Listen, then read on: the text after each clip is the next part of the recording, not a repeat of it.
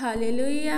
सबको जैमसी की मैं आशा करती हूँ कि आप सब लोग मसीह में ब्लेस्ड होंगे और आने वाले समय में मसीह आपको ब्लेस रखेंगे। आइए हम मेरी भविष्यवाणी की पुस्तक में से आज के वचन को पढ़ते हैं जो हमें अपोस्टल अंकल यूसुफ नूरुल्लाह जी और पास्टर सोनिया यूसुफ नूरुल्लाह जी की ओर से दिया जाता है।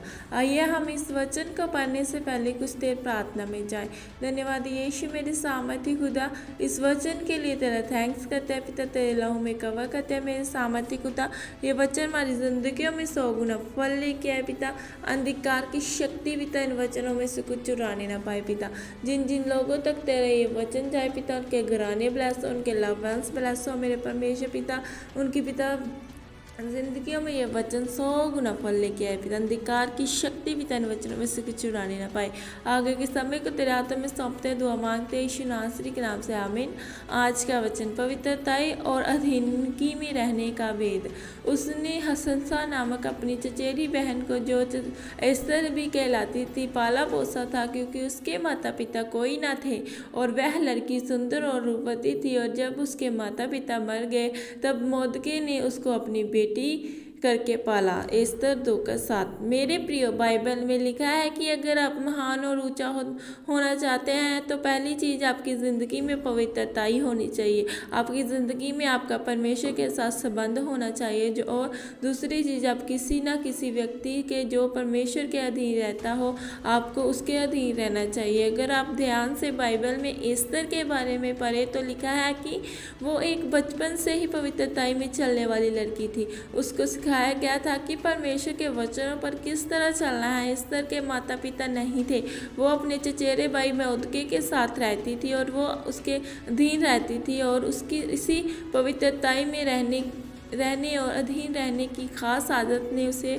रानी की कुर्सी तक पहुंचाया और उसे आशीषित किया। मेरे प्रिय, आप जानते हैं कि आपके शरीर को इस तरह से बनाया है कि आपको भूख लगती है, कभी आपका मीठा खाने का दिल करता है। अगर आपको शुगर नहीं है तो आपका शरीर मांग करता है कि आप कुछ मीठा खाएं। उसी तरह से जो व्यक्ति पवित्रता में है, प्रार्थना में है, जो हर रोज हर परिस्थिति में, चाहे दुख हो या सुख हो, परमेश्वर के साथ वफादार है, अधीनगी में है, तो फिर आपसे परमेश्वर का आत्मा बात करेगा और परमेश्वर का आत्मा आपको बताएगा कि आपका गवाही का नंबर आने वाला है। इसलिए अपनी प्रार्थना को बढ़ा, अपनी बाइबल पढ़ने के समय को बढ़ा दे।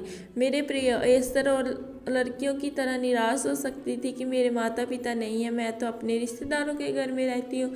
दूसरी लड़कियाँ अमीर है लेकिन मैं अमीर नहीं हूँ। लेकिन बाइबल बताती है कि वो सर्वशक्तिमान परमेश्वर पर भरोसा रखती थी। लेकिन आज लोग थोड़े से दुख में हार मान लेते हैं, पवित्रताई में नहीं रहते, और यही कारण है कि जो वो परमेश्वर से मांग रहे हैं उनको नहीं मिलता, क्योंकि उनका परमेश्वर के साथ संबंध ही नहीं है। इसीलिए मेरे प्रियो, अगर आप चाहते हैं कि आपको भी परमेश्वर एस्तर की तरह ऊंचा और महान करे तो अपने आप को जांचो, अपनी कमियों को दूर करके परमेश्वर के साथ अपने संबंधों को मजबूत करें, पवित्रताई और अधीनगी में रहें, ताकि परमेश्वर आपके अंदर से उन आशीषों को निकाल सके जो उसने आपके लिए रखी है और जो वो आपको देना चाहते हैं। आमीन। अंगीकार, ये अंगीकार आपके द्वारा किया जाए। सर्वशक्तिमान परमेश्वर, मैं इस वचन के लिए आपका धन्यवाद करता हूँ पिता। परमेश्वर, मैं अंगीकार करता हूँ कि मैं सदा पवित्रताई में रहकर आपके अधीनगी में रहूँगा और चलूँगा, प्रभु यीशु मसीह के सामर्थी नाम में। आमीन। धन्यवाद यीशु मेरे परमेश्वर पिता, तेरे वचन के लिए तेरा थैंक्स करते हैं पिता। तेरे लोगों में कवर करते हैं पिता, तेरे लोगों में तेरा ये वचन कार्य करे पिता, और अंधकार की शक्ति पिता इन वचनों में से कुछ चुराने न पाए। आगे के समय को तेरे हाथों में सौंपते हैं, तेरे दास और दासी को तेरे लोगों में कवर करते हैं पिता।